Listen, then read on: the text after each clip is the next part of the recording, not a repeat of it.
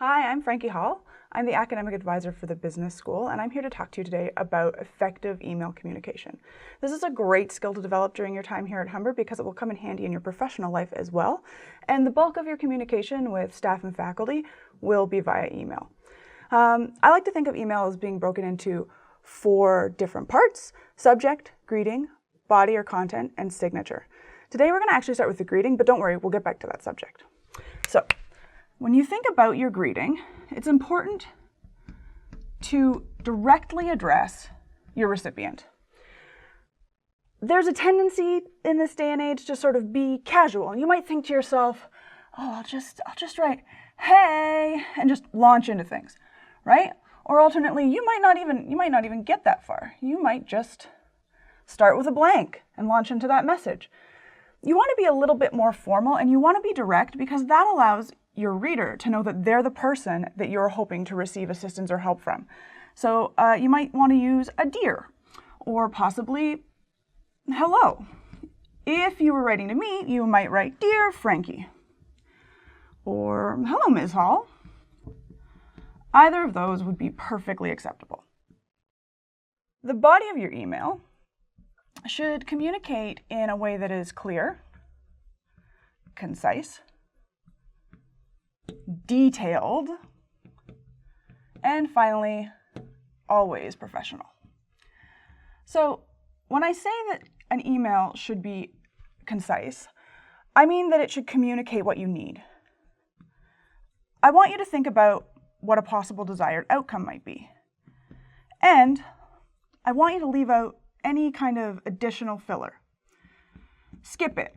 Think about it, but leave it out. I don't need to know that you got sick because someone sneezed on you in the TTC and that's why you missed your midterm, but I do need to know that you got sick. Being clear ideally means structuring. So think about using complete sentences and paragraphs.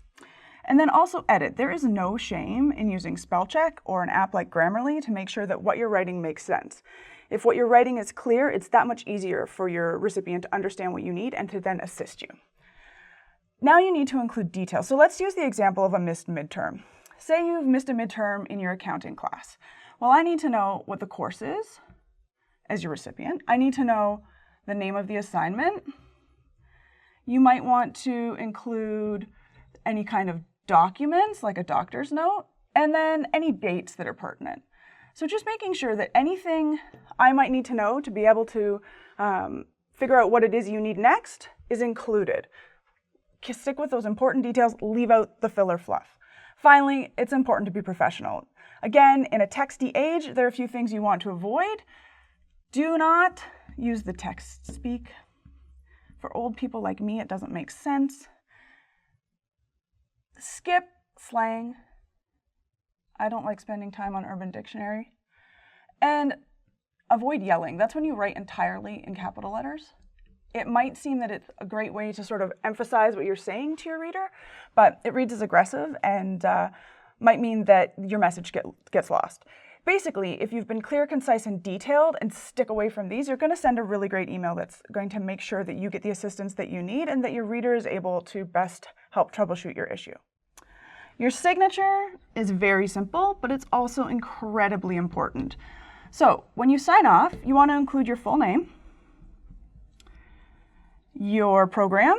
This is especially important if you're writing to someone like me who deals with a wide variety of programs. This lets me know what the specifics of your situation are from an academic standpoint. And if you forget everything else I say, please always, always, always include your student number. Your student number is your unique identifier, and without it, there's very little any faculty or staff member will be able to do for you, because until we don't have this student number, we aren't able to locate any of your information. So your student number is usually an N and then 8 digits. So something like that. That's an example. Okay, last but not least, the subject. Now, I like to save the subject until the end because over the course of writing an email, you might find that your focus changes a little.